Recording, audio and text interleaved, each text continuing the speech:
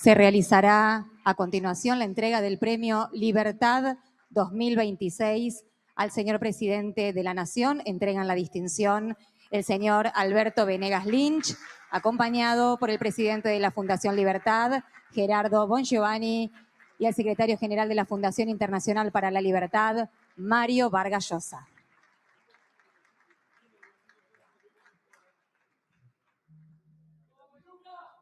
Agradecemos a las autoridades que entregaron el premio. Los invitamos a descender para escuchar a continuación las palabras del señor Presidente de la Nación, doctor Javier Milei.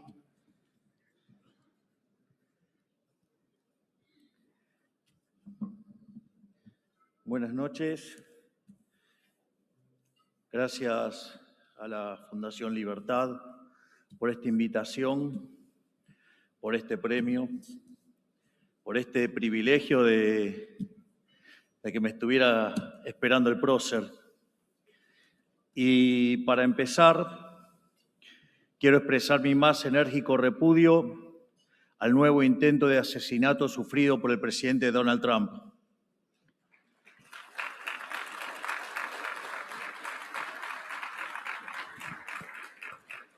Estamos ante un nuevo auge de la violencia política, muy en particular de parte de la izquierda, de todo el mundo libre, que debe ser detenida en sus inicios, porque hay muchos que no aceptan perder en la batalla por las ideas y en las urnas, y recurren a la violencia para hacer realidad sus ideales fallidos. Esas personas no son compatibles con la democracia y deben ser castigados con todo el peso de la ley. La realidad es que nosotros, los liberales, creo que cometimos un gran error luego de la caída del muro de Berlín, de creer que con la mera evidencia alcanzaba. Con la sola caída del muro era suficiente. Y la realidad demostró que no. Y, de hecho, lo que hizo el marxismo fue reconstruirse y dar la batalla cultural en otros aspectos y trasladar la lucha de clases a otro tipo de debates en la sociedad. Y de ese modo, terminaron tomando la escena. Por eso es que es tan importante que no solo le empezamos a ganar los debates, porque también tuvimos que aprender a debatir con ellos, sino que además les empezamos a ganar en las urnas, y eso los tiene profundamente violentos. Por eso, ellos no tienen ningún problema de recurrir a la violencia. Es decir, para ellos lo importante es su idea de colectivo y los seres humanos son meros números, son meras fichas o meras piezas en un tablero de ajedrez.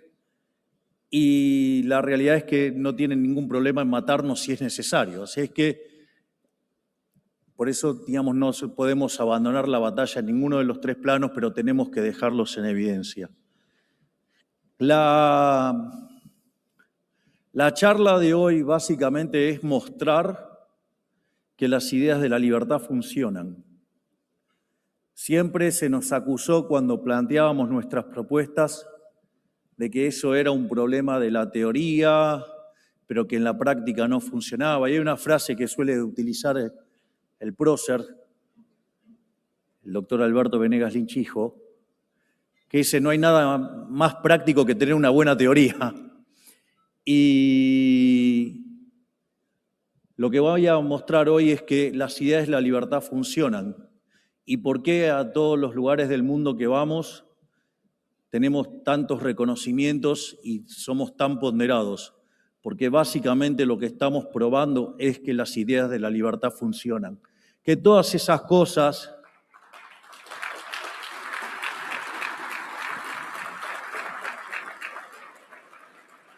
que todo eso que decían que no se podía, en realidad no es que no se podía, era mera complacencia de la política. Sí que se puede hacer y sí que funciona. Por lo tanto, de lo que va a tratar esta charla es mostrar que efectivamente las ideas de la libertad funcionan y que si efectivamente empezamos a abrazar las ideas de la libertad con mayor fuerza, vamos a tener un futuro de prosperidad. Lo primero es haber tocado la mayor vaca sagrada de la política, que era la política fiscal. Hay una conferencia maravillosa del coloso Federico Sturzenegger, y es que justamente dice derribar todos los mitos de la política. Entonces, por ejemplo, digamos, lo llaman, lo consultan y dicen, bueno, nosotros necesitamos ajustar, y lo más interesante es la cuestión del quantum y el tiempo. Entonces, yo, por ejemplo, escucho a algunos que hoy critican y que se llenan la boca diciendo de todas las cosas que no les parecen correctas, y que la verdad es que al momento que tenían que hacer las cosas les parecía que más de un punto por año era un montón. Que, digamos, con suerte podríamos haber llegado al final del primer mandato con equilibrio fiscal. Y nosotros, no solo que hicimos el ajuste de casi 5 puntos del PBI, que ahí, digamos, básicamente recuerden que está toda la crisis que se fue generando y que se estaba gestando, con lo cual ahí también hay mucha delincuación. Y en ese contexto, nosotros pusimos en orden las cuentas del sector público, gracias a la enorme tarea del gigante que tengo como ministro de Economía, que es Toto Caputo, y ajustó 5 puntos el PBI en un mes.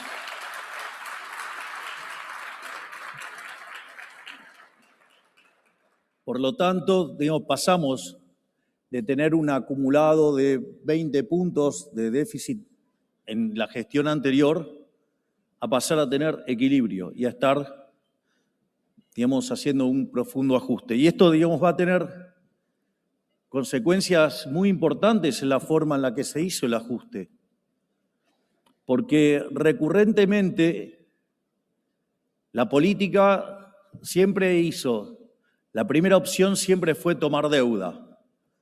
Para los otros tomar deuda no es una opción, porque es inmoral, porque es pasarle la cuenta de la fiesta presente a nuestros hijos, a nuestros nietos, gente que ni siquiera todavía tiene la posibilidad de defenderse con el voto.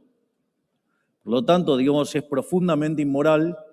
Imagínense que se vayan de fiesta y le pasen la cuenta a su nieto, es una cosa aberrante. La otra es subir los impuestos. También nos parece aberrante, es un robo, es un ataque a la propiedad. De hecho, si hay algo que ha caracterizado a liberales de distintas vertientes, ya sea, por ejemplo, Murray Rothbard, o por el caso también de Milton Friedman, que señalaban que el verdadero tamaño del Estado tenía que ver con el gasto público. Por lo tanto, nosotros, a nivel nacional, no solo que hicimos el ajuste bajando el gasto, no subiendo los impuestos, bajando el gasto, además devolvimos 2,5 puntos del PBI, bajando más de 20 impuestos y eliminando otros, o sea, lo que nunca se hizo en la Argentina. O sea, nosotros le devolvimos plata a los argentinos. Y hoy el tamaño del sector público es nacional, cerca de 15 puntos del PBI.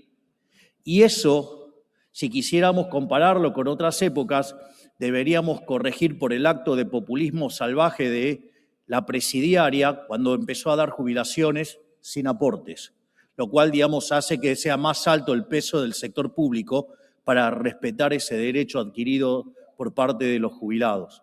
Por lo tanto, estamos en niveles, por lo menos, que deben ser 13% o menos del PBI de gasto a nivel nacional si corrigiéramos por ese efecto y poder comparar con los demás.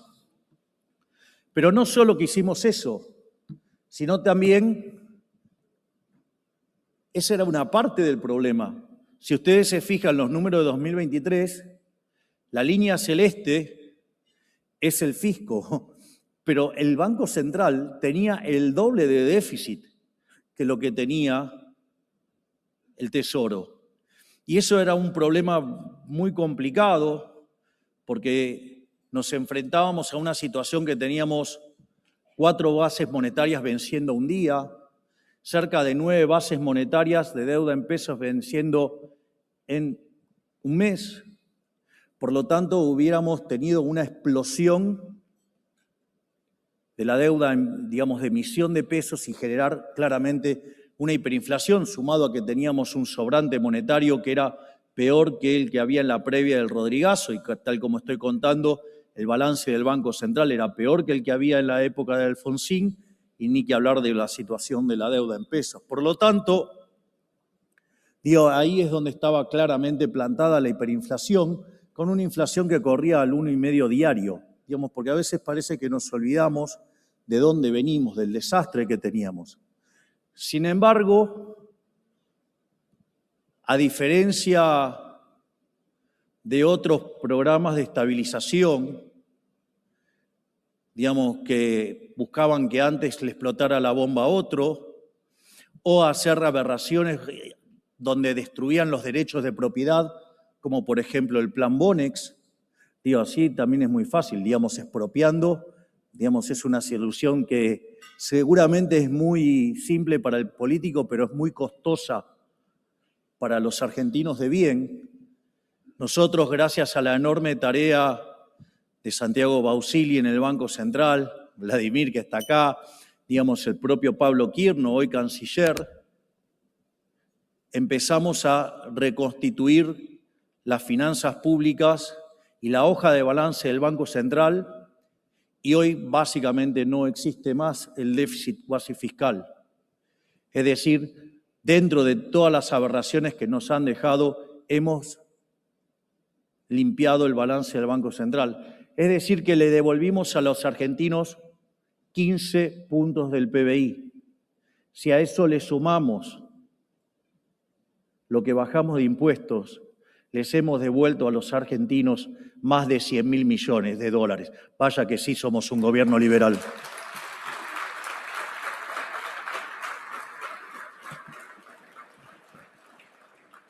La consecuencia natural de haber eliminado el déficit fiscal es que la deuda no suba. Es decir, no hay nueva deuda. Es decir, lo único que tenemos que garantizar es el rollover. Si ustedes se fijan en ese cuadro, primero vean la nota al pie de página, cuánto era la deuda en el 2001 y vean la que es hoy, o la que había en el 2023, que eran 525.000 millones de dólares. Las deudas subieron en 381.000 millones de dólares, con lo cual ahora vamos a desmontar otro relato más. Acabamos de desmontar el relato de que no se puede ajustar. Ahora vamos a desmontar el relato de la deuda. ¿Quién es el que endeuda? La deuda subió en 381.000 millones de dólares. Durante el gobierno del presidente Macri, la deuda subió en 60.000 millones de dólares. Quiere decir que los 320.000 millones de dólares restantes son todos del kirchnerismo. Y a eso hay que sumarle la quita de deuda que hicieron cuando reestructuraron. Por lo tanto, si hay alguien que ha endeudado a este país brutalmente, comprometiendo a las generaciones futuras, es el kirchnerismo.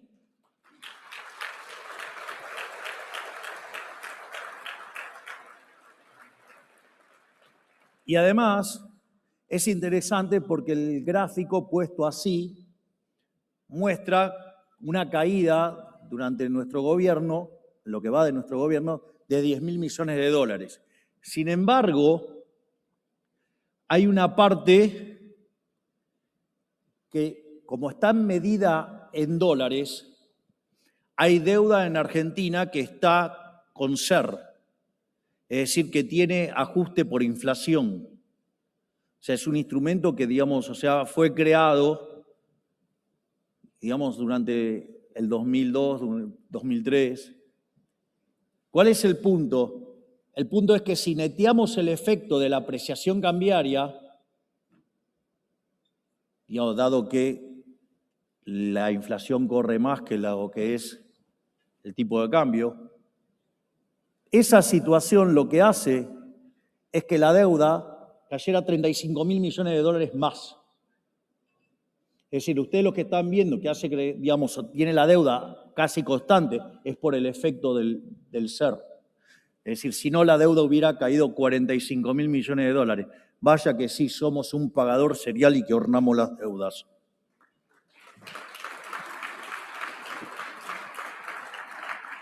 La contracara de esto es que la relación deuda-producto saltó. Digo, lo primero que hay que hacer es que hay que sincerar los números. Porque también otra gran mentira del kirchnerismo, no, porque se llegó y se devaluó. Yo digo, no se devaluó, había una brecha de más del 200%. Es decir, había una relación entre el tipo de cambio de mercado y el oficial de 3-1. Es decir, que eso ya estaba, digamos, era una cuestión de cosas que estaban metidas abajo de la alfombra y que no la querían sincerar. Mercado es cuando hay al precio de mercado, hay. Si no hay, no es mercado eso. Digo, si no, pongan el número que se les dé la gana, pero no van a tener mercado eso. O sea, eso no es mercado. Entonces, cuando eso se sinceró, la verdadera relación deuda-producto era en torno al 157%. Hoy ese número cayó al 73%. Es decir, que Argentina, en base a su política fiscal tan férrea, básicamente está mostrando ser solvente intertemporalmente. Por eso cae la relación deuda-producto. Pero hay otro tema más, que gran parte de la deuda que tenemos es deuda intrasector público. Entonces, cuando corregimos por la deuda intrasector público, hoy la relación deuda-producto de Argentina pasó de cerca del 100% a menos del 40%. Es decir, Argentina claramente está en un sendero de solvencia intertemporal. Vamos a honrar las deudas. Tarde o temprano el riesgo país se va a destrozar porque nosotros vamos a honrar las deudas.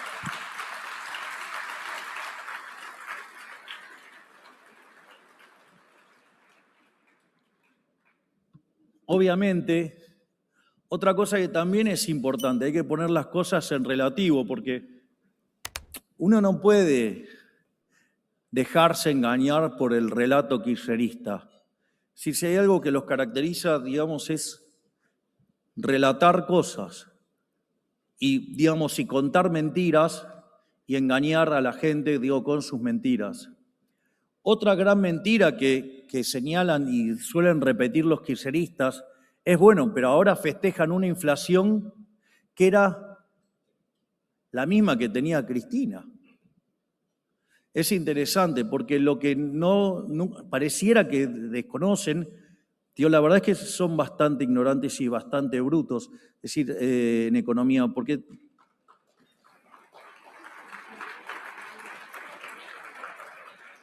de hecho Hayek decía que si los socialistas supieran de economía no serían socialistas. Y el propio Ludwig von Mises decía que los conocimientos en economía llevaban al liberalismo. Por lo tanto, digo, no me sorprende que en general sean personas que no pueden sumar 2 más 2 ni con un ábaco. Digo, el mejor exponente, digamos, es el soviético que gobierna la provincia de Buenos Aires.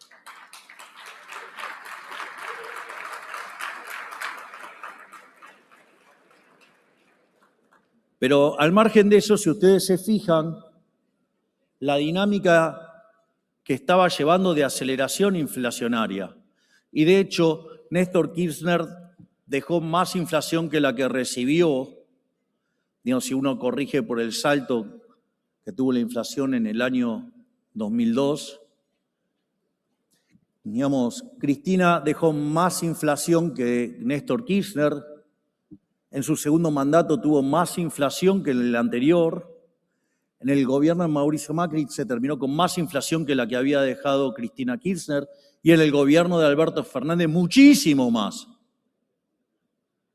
Por lo tanto, además se venía acelerando fuertemente. A veces dicen, no, bueno, ¿dónde están los datos? Los datos, miren, son muy simples. precios al mayorista suele adelantarse a lo que es la inflación minorista.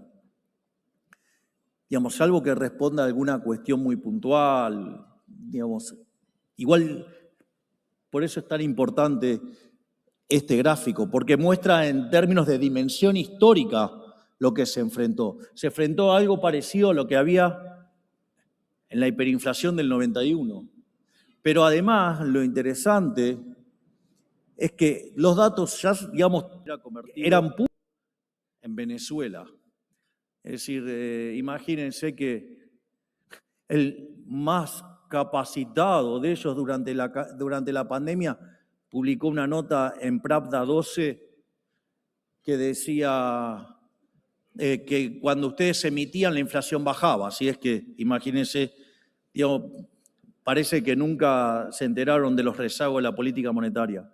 Por eso es tan importante este gráfico, porque pone en dimensión histórica. ¿Qué creen? ¿Que eso fue magia? No, eso fue liberalismo puro y duro, control de la política fiscal y de control de la política monetaria.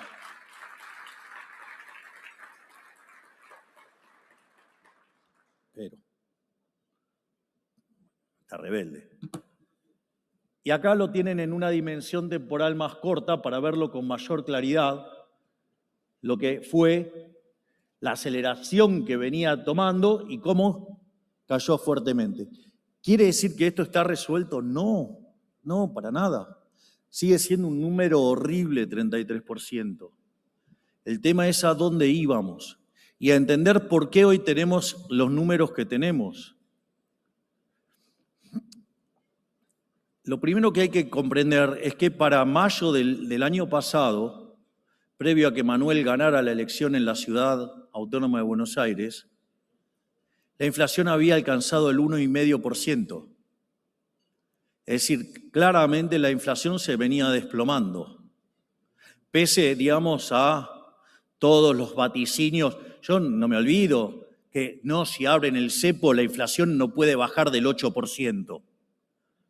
Digo, lo más lindo de todo esto es que lo tenemos todo documentado. El otro día, digamos, en un acto de piedad, decidimos publicar alguna de las frases y no los dueños de las frases.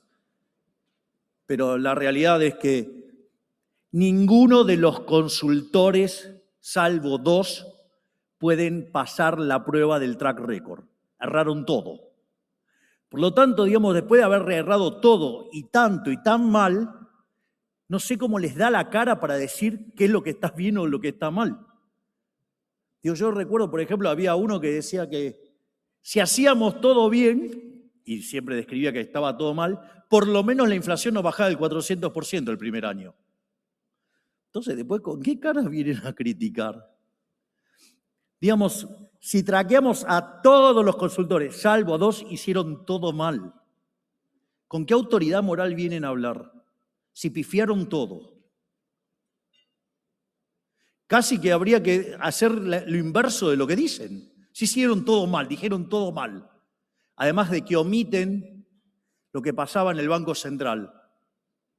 Mezcla de deshonestidad intelectual y de brutalidad. Yo no me olvido que un consultor le quería robar a Toto el programa de saneamiento del Banco Central. Lo llamaba 4 veces por día el socio a Toto. Vamos. Entonces,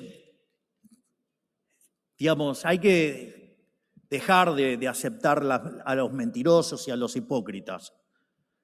Pero no voy a esquivar a hablar de este 33%. Porque tiene un sentido. La realidad es que la inflación había empezado a caer y de manera profunda, pero luego del resultado de mayo, la política decidió jugar. Y vaya que jugó y jugó fuerte. Es interesante porque además son tan deshonestos intelectualmente que ni siquiera repiten mis frases enteras. La frase entera es: la inflación es siempre y en todo lugar un fenómeno monetario generado por un exceso de oferta de dinero, ya sea o porque sube la oferta o porque cae la demanda o pasan las dos cosas simultáneamente que hace que pierda poder adquisitivo el dinero y eso implica que todos los precios expresados en unidad monetaria suben. Y lo que hubo a partir de la elección del mes de mayo, hubo un saboteo enorme donde se coordinaron empresarios, medios de comunicación, políticos y opinadores, básicamente para destruir el programa económico. Tiraron 40 leyes para tratar de destruir el equilibrio fiscal, como si no hubiera sido una catástrofe tener déficit fiscal. Digo, de las 22 crisis que tuvo Argentina desde el año 1901 hasta el 2023, de esas 22, 20 tienen origen fiscal, que puede ser por alto déficit fiscal o un escandaloso y obsceno déficit fiscal. Y eso es lo que fueron a hacer, fueron a buscar romper el equilibrio fiscal. Generaron tanto pánico en la población que soportamos una corrida por el equivalente al 50% de M2. Nunca en la vida, ni en la historia argentina, hubo un ataque especulativo de semejante magnitud. Básicamente, pudimos resistir ese ataque por la solidez del programa. ¿Qué dicen los deshonestos intelectualmente? Lo salvó Estados Unidos. Bueno, 2.000 millones de dólares en 41.000 millones de dólares en menos del 5%. Es decir, ¿cómo se les ocurre cargar toda la explicación a algo que representa el 5%? Hay que ser muy deshonesto intelectualmente. Y no solo eso, esa caída en la demanda de dinero, ¿qué esperaban que ocurriera? Iba a hacer saltar el nivel de precios. Y eso, en dinámica, se manifiesta como una aceleración inflacionaria. Y es lo que estuvimos viviendo, que después se recrudeció con la estacionalidad del primer trimestre y con las consecuencias del impacto de la guerra sobre el precio de los combustibles. Por lo tanto, les saltó el nivel de precios. Y como consecuencia de ello, se notó una aceleración inflacionaria. Pero la cantidad de dinero, la base monetaria sigue siendo la misma. Consecuentemente, tarde o temprano, la inflación va a ceder. Y esto ocurrió porque hubo una caída en la demanda de dinero. Y la forma de ver la caída en la demanda de dinero, hay una forma que es bastante simple para poder inferirla, que es mirando lo que ocurre con el tipo de cambio y la tasa de interés. Si ustedes suben la tasa de interés, el tipo de cambio cae, o si baja la tasa de interés, el tipo de cambio sube. Sin embargo, cuando a ustedes le está subiendo la tasa de interés y el tipo de cambio, significa que se le está desplomando la demanda de dinero. Entonces, imagínense al soviético diciendo que iba a defoltear todo, que iban a romper todo, que iban a hacer un golpe de Estado, que se iban a llevar puesto el gobierno. Y llevaron el riesgo país a 1.500. Si ustedes a eso le suman cómo venía la inflación, la tasa en pesos obviamente que se les iba a escalar. La tasa de interés por momentos llegó a tocar casi el 200% y se ubicaba en el 150%. Eso no es trivial, porque no solo digamos que esa destrucción en la demanda de dinero les hizo saltar el nivel de precios y que se manifiesta en esa transición como una mayor tasa de inflación, sino que además, algo que increíble, durante el gobierno anterior los pasivos monetarios del Banco Central oscilaban entre 35.000 y 45.000 millones de dólares. O sea, en promedio 40.000 millones de dólares. Básicamente, cuando saltaba el tipo de cambio, se iban a 35.000 millones de dólares, se ponían en tasa, cuando llegaban hasta 45.000 millones de dólares, los atacaban y así se iba corrigiendo. Es decir, que con 40.000 millones de dólares de pasivos monetarios teníamos que estar tranquilos, porque si básicamente el gobierno anterior tenía más de 200% de inflación, había acelerado la tasa de inflación, tenía unos problemas enormes y tenía ese monto. La pregunta era, ¿por qué era tan sólido ese número? Bueno, ese número era tan sólido porque era la contracara del capital del trabajo de la economía. Entonces a nadie se le hubiera ocurrido de que las empresas iban a romper capital de trabajo para atacar especulativamente. Sin embargo, eso también ocurrió. El pánico que se generó, que se ocuparon de generar, fue tan grande que los pasivos monetarios cayeron hasta 20.000 millones de dólares. Digamos, después treparon hasta casi 30.000, básicamente porque subimos los encajes, que es una forma de hacer aumentar la demanda de dinero. Pero fíjense el nivel de barbaridad que destruyeron el capital de trabajo de la economía. Digo, ¿qué pretenden? ¿Que después de semejante sacudón no hubiera impacto en actividad? Obvio, la economía que había crecido durante el primer trimestre al 6 y estaba acelerando al 8, se frenó en seco. Y además, cuando ustedes ya tomaron, digamos, compraron los insumos, ¿qué van a hacer? ¿Qué van a decir al proveedor? No los quiero, tomá, te los devuelvo. ¿O los van a tirar? No, lo ponen en el sistema de producción. Entonces, ¿qué pasa? Van a producir, pero cuando quieran vender van a tardar más en vender. Y cuando quieran cobrar van a tardar más en cobrar. Eso lo que hace es estirarles el ciclo de caja y consecuentemente necesitan más capital de trabajo. Entonces, mientras que el sector real demandaba más capital de trabajo, la corrida contra el peso contraía el capital de trabajo, porque en el fondo la contracara de los pasivos monetarios del Banco Central, aquellos que saben de teoría monetaria y saben computar equilibrios de stocks y de flujo y, digamos, saben calcular esas hojas de balance, saben que la contraparte es el working capital de la economía, el capital de trabajo. Por lo tanto, ustedes tenían una contracción de la oferta y un fuerte aumento de la demanda. Y claro, la tasa de interés iba a ir a la nube, la actividad se frenó en seco y dejó de crecer la economía y dejó de crecer el empleo y dejó de crecer el salario. Obviamente, digo, la gente no es que, digamos, si tiene una sensación de frustración en los últimos 6 meses, no es casualidad. Es el efecto de haber destrozado el capital de trabajo.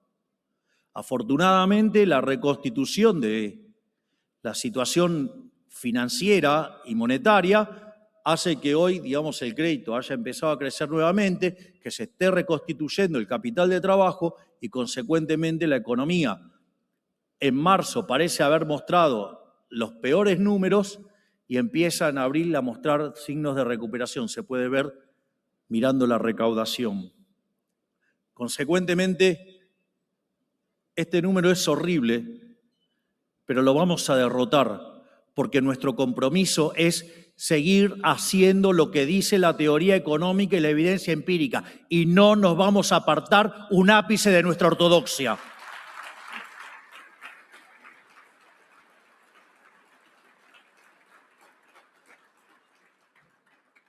Otra cosa que decían es, no, bueno, pero si hacen el ajuste, bueno, pueden parar la inflación, pero nos va a destrozar el nivel de actividad. Bueno, el PBI, digamos, está 8% arriba. Es decir, el PBI, digamos, medido por el EMAE, está en su pico máximo. Está en el máximo de la serie. O sea, con lo cual, eso que decían que nos íbamos a hundir en una gran depresión, es falso. La economía crece. Es decir, a pesar de haber hecho el ajuste más grande de la historia, la economía crece.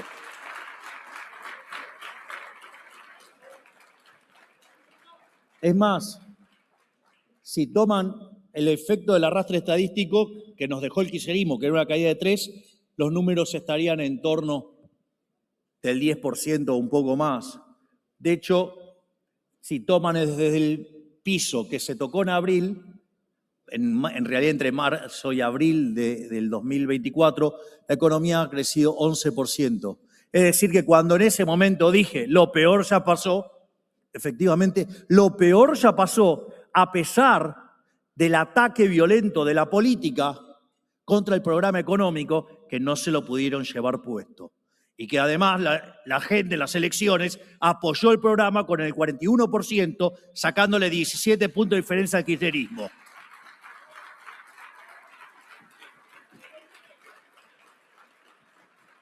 ¿No le gusta el EMAE? Lo podemos mirar con el PBI en frecuencia trimestral. Vamos a ver números parecidos. Entonces, de vuelta,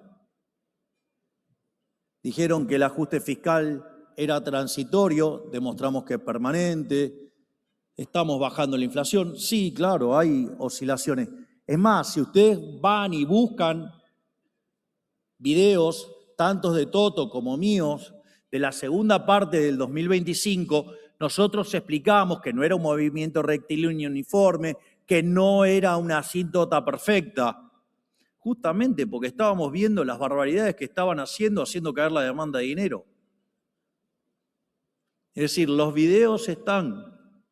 Nosotros estamos aquí para que nos traqueen. Por eso, hoy, en honor a Milton Friedman, podríamos decir primero los datos. Y los datos están mostrando que cada uno de los indicadores que estoy mostrando amerita de que no jactemos de que somos el mejor gobierno de la historia, le guste o no le guste a la izquierda.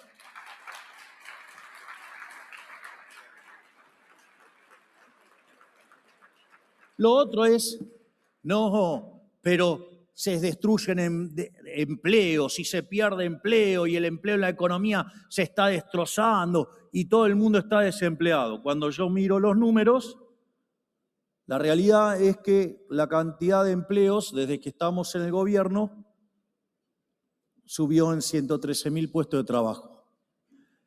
¿Qué es lo que pasa? ¿Qué hacen los kirchneristas? Toman el dato que es malo y lo generalizan. Entonces dicen, no, bueno, pero los empleados asalariados formales cayeron 241.000. Bueno, pero los informales subieron, digamos, los independientes 346.000 y los no registrados 33.000. En la última línea no la hablo porque básicamente era algo que queríamos bajar, ¿no? Queríamos terminar con los ñoquis. En realidad son 50.000 más que sacamos. Pero no importa. A lo que digo es, dicho esto, sí que la economía creó empleos, creó cerca de 400.000 puestos de trabajo. Una economía que no creaba un solo puesto de trabajo desde el año 2011. No solo eso, sino que además puede decir, no, bueno, pero son informales. Sí, claro, son informales. ¿Y para qué creen que mandamos la ley de modernización laboral? Justamente para que puedan ser absorbidos por el sector formal. Para eso, digamos, y muchos dicen, no, estos que dicen, no, es una leve pátina. Bueno, lo primero que podría decir es que desde que estamos en democracia hemos querido sacar una reforma laboral y nunca salió. Los únicos que sacamos una ley de modernización laboral fuimos nosotros.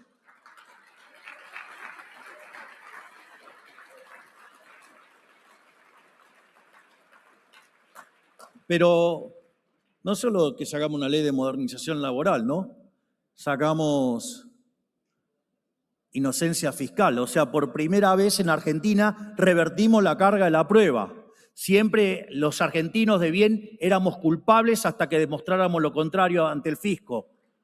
Y hoy somos inocentes hasta que el fisco demuestre lo contrario.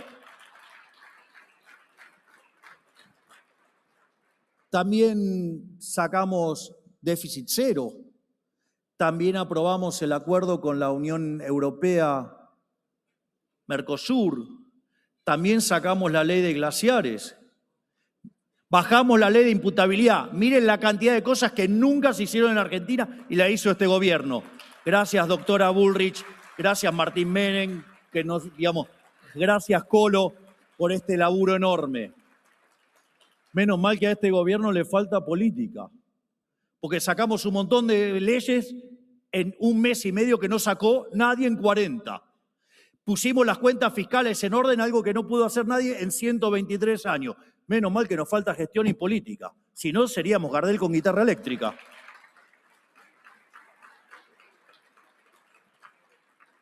Por lo tanto, esto prueba que también es mentira que se destruyen puestos de trabajo. ¿No les gusta? Bueno, mire, es lo que hay a la luz del entramado legal siniestro que teníamos en esta economía. Y lo otro, que también, digamos, no, los salarios se están desplomando. Mire, los salarios que verdaderamente se están desplomando son los del sector público. ¿Saben quién es el que peor le fue en esta economía en términos reales? A mí, que soy el único que no se modificó el sueldo desde que asumí.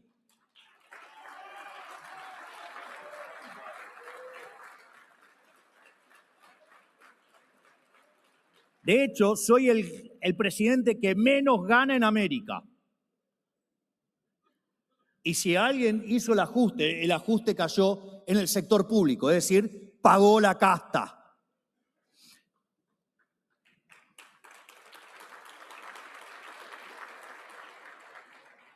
Por otra parte, si se fijan, el sector privado registrado está prácticamente empatado según donde tomen la medición. Pero si ustedes toman los no registrados, vienen ganando por goleada. Por eso crecen tanto en ese lugar de la economía. Porque de repente hay lugares, ¿no les sorprende, por ejemplo, cómo florece la economía del conocimiento y que de repente ahora se exporta 10.000 millones de dólares cuando antes no pasaba nada? Bueno, digamos, las características del mercado laboral los tiraba a todos al sector informal. Entonces, ahí tienen lo que pasa. Por eso es bastante deshonesto intelectualmente omitir el dato de los no registrados cuando son casi la mitad de la población, digamos, de lo que es el universo de los que trabajan. Es decir, hay que ser muy deshonesto intelectualmente, por decirlo de manera educada. Es decir, no nos dejemos psicopatear por los cucas. No les demos lugar para que vuelvan. No les voy a dejar pasar ninguna de las barbaridades del discurso mentiroso que tienen.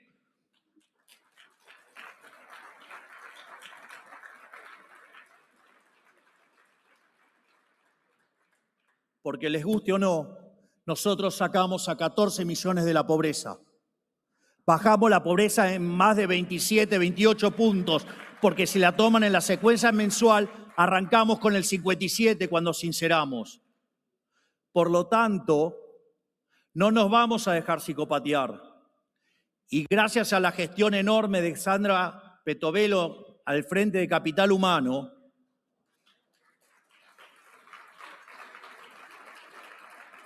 y con el movimiento en tenazas que le hizo con la doctora Bullrich a los piqueteros,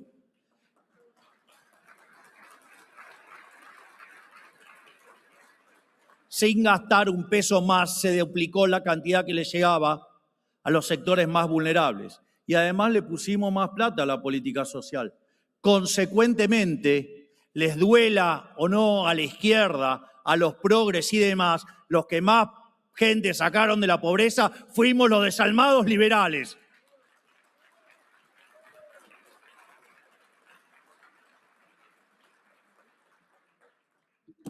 Otra mentira. El consumo está en su peor momento. Pico histórico. Muchachos, cambió la forma en la cual se vende. ¿No será que está cambiando la composición del consumo? Si está subiendo el PBI, digo, ¿para qué producen las empresas? ¿Qué? Digo, ¿para acumular stocks? Digo, eso les reventaría la rentabilidad, con lo cual no parece una hipótesis razonable. Ahí tienen, el consumo en máximo histórico. No se dejen psicopatear por los cucas mentirosos, porque lo peor de todo es cuando se repite la mentira.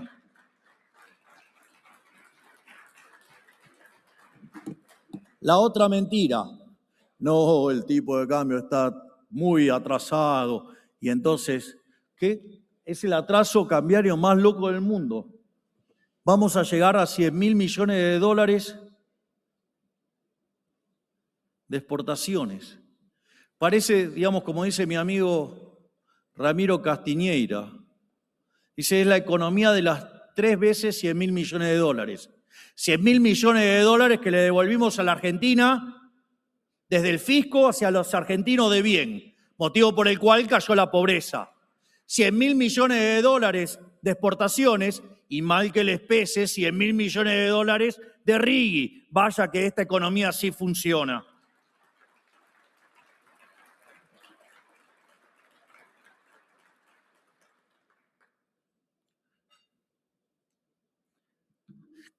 Acá está el resultado de la cuenta corriente. Esto es muy interesante compararlo con otras situaciones, porque muchas veces quieren comparar a lo que pasa en la economía argentina con lo que pasó en el 2017 para anticipar que se viene una debacle. Falso.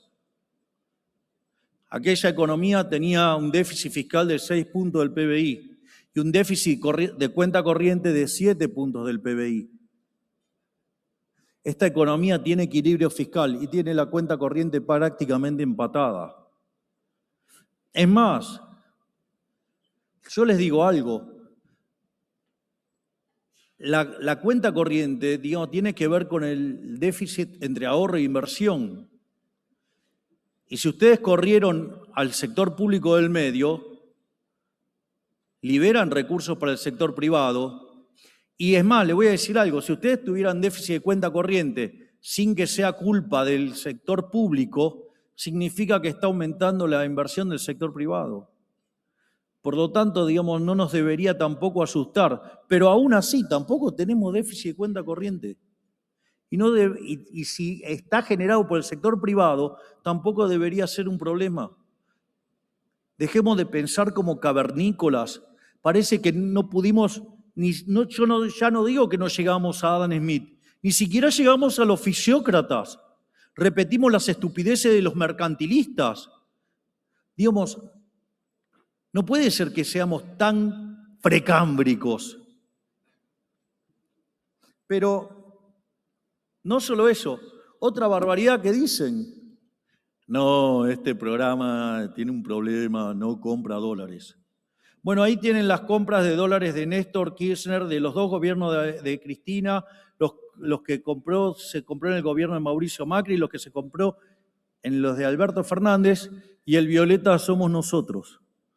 A esta altura, comparada, somos el gobierno que más dólares compró desde el regreso a la democracia.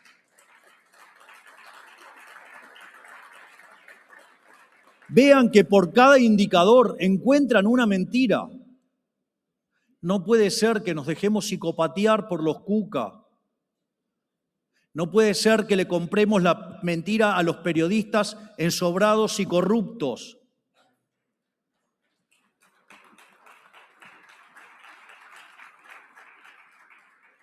Te la voy a pasar.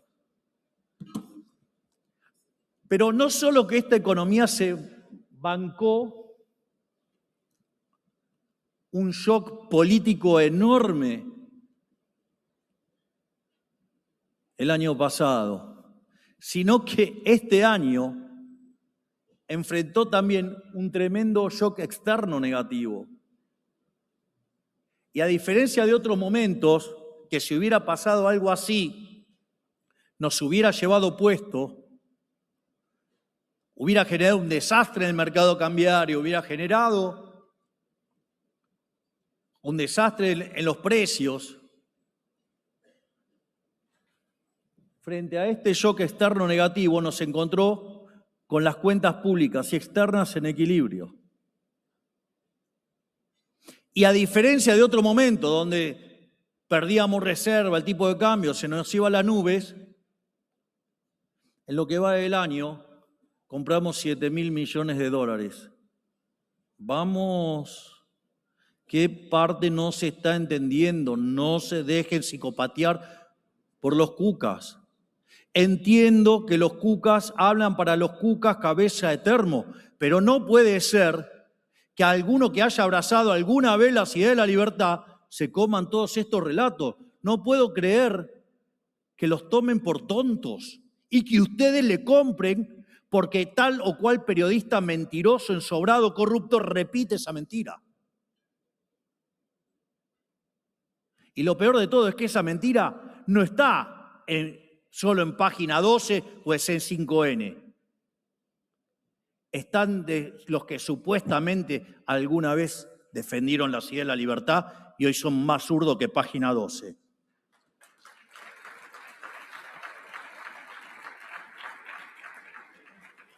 Pero no solo que nos agarró bien parados el shock externo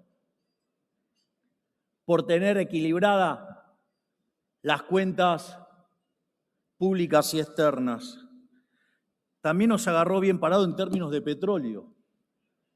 Vean la posición de Argentina. Ahí tienen la relación entre la cuestión fiscal y la posición energética. Argentina, tal como señaló Cristalina Georgieva, es el mejor país del mundo en la actual situación de shock externo. Y pasamos de situaciones que en otro momento nos hubieran generado una mega crisis a tener que comprar dólares a lo loco. Que de hecho, si ustedes asumieran una elasticidad de la demanda unitaria, este nivel de compra de dólares implicaría que si no hubiéramos comprado, hoy el tipo de cambio estaría en 1100. Vengan a hablarme de atraso cambiario.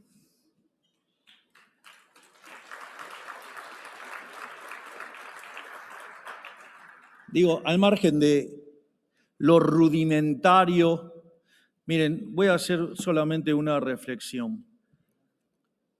El análisis del atraso cambiario, mirando el tipo de cambio real, hay que ser muy precario intelectualmente para hacer eso. Primero porque cuando ustedes miran los experimentos argentinos en los distintos programas de estabilización, cuando se genera confianza, la moneda se aprecia. Ahora, si quieren ser un país como el que dejó el kirchnerismo, y sí, el tipo de cambios va a estar en las nubes, porque claramente ustedes están en una situación, digamos, tendiendo al comunismo. O sea, ¿qué quieren? Digamos, ¿cómo quiere que le vaya? Y le va a ir mal, van a estar destrozando el capital, la gente va a tratar de salir como sea. Digamos, si viene el diluvio universal, el ticket para el arca se llama dólares. Entonces, primer punto, cuando se genera confianza en la moneda se aprecia. Cuando tienen gobiernos impresentables como el kirchnerismo, la moneda se deprecia. Primer punto. Segundo, hay que tomar la tendencia. Si Argentina es una economía que tiene que converger, ese mayor crecimiento relativo que tendría que tener, es decir, si empezamos a hacer las cosas bien, va a generar un aumento de demanda de dinero relativo respecto a la moneda de referencia, llámese el dólar, que va a hacer que la moneda también tienda a apreciarse por eso. No solo eso, sino que además omiten un pequeño dato. Es que hicimos una corrección de 15 puntos del PBI en términos de déficit fiscal. ¿Ustedes qué creen? ¿Que eso no tiene efectos en el tipo de cambio real? Haber bajado el gasto público en términos reales un 30%, claramente va a generar una moneda más apreciada. Si a eso le suman el RIGI y todo lo que es el shock exportador ligado a minería, ligado a liberar los recursos del campo, ligado al sector de petróleo y gas, es obvio que los dólares nos van a salir hasta por las orejas y la moneda se va a apreciar.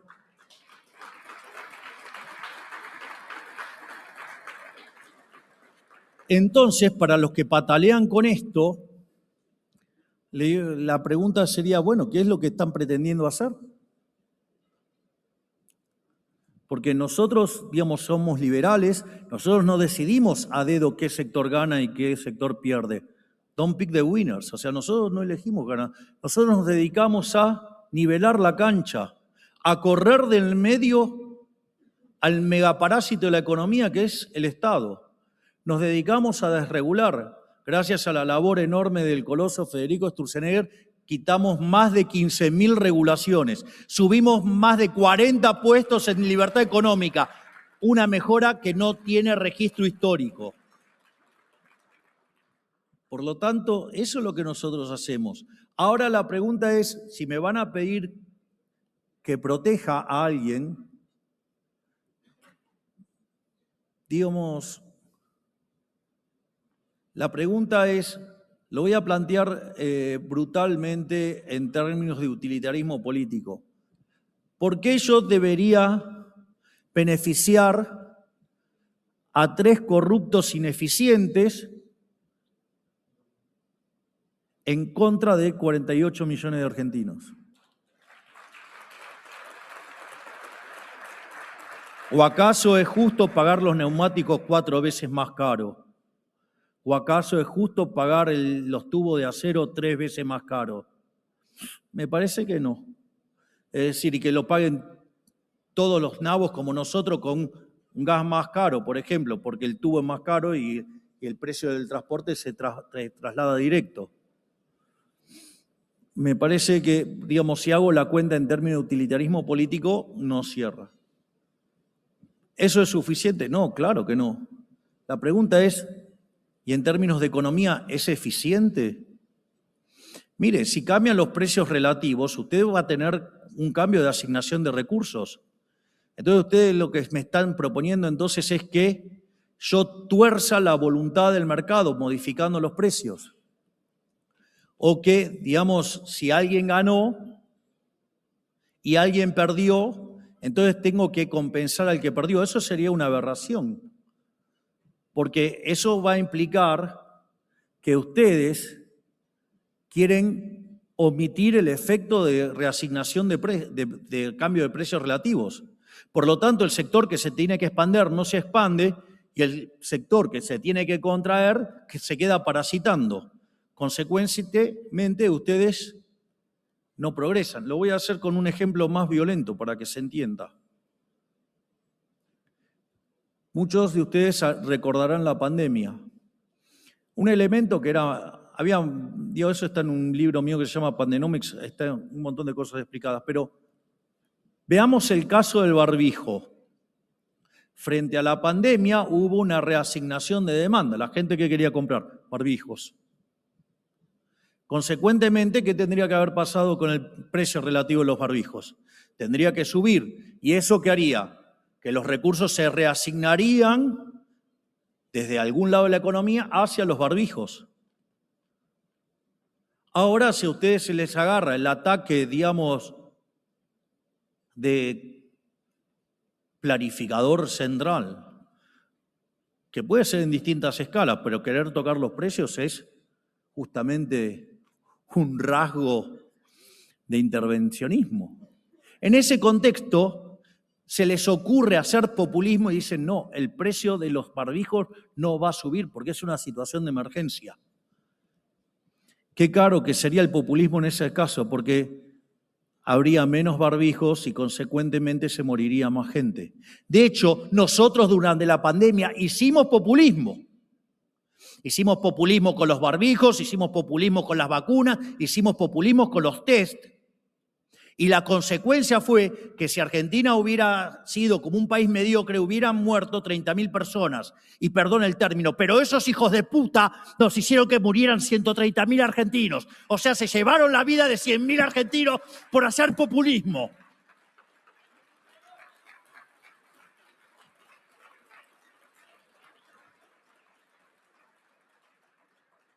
Por lo tanto, de alguna u otra manera se paga.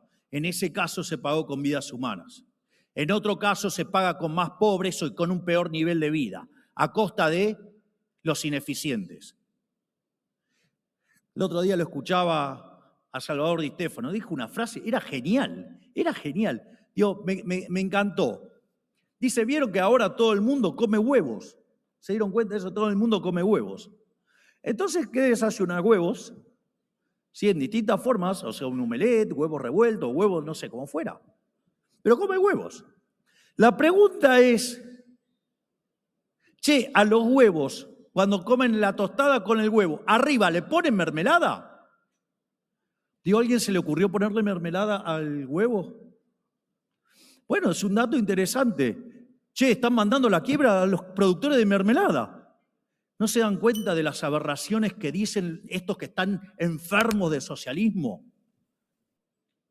Digo, ¿qué van a esperar que pase con los productores de mermelada?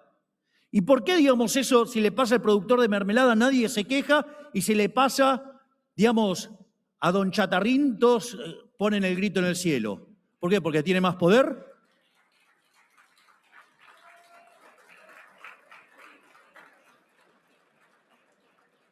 No por nada, Murray, Newton, Rothbard, el tercer tomo del Hombre y la Economía y el Estado, se llama Poder y Mercado. Y ya, digamos, un título parecido había usado mucho tiempo atrás von Bawerk, que recomiendo fuertemente leerlo, porque no solo que era un teórico de fuste, sino que además había sido ministro de Economía del Imperio Austrohúngaro.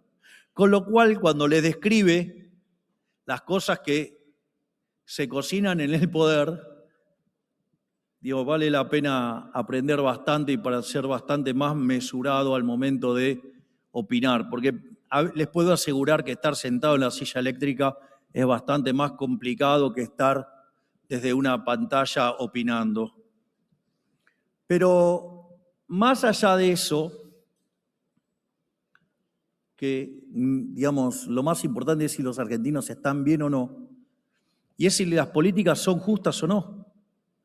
Entonces vimos que utilitaristamente en términos políticos no sirve, en términos de eficiencia no sirve, pero aun cuando fuera el caso de esos beneficios, si esa política fuera injusta no merecería la pena ser llevada a cabo.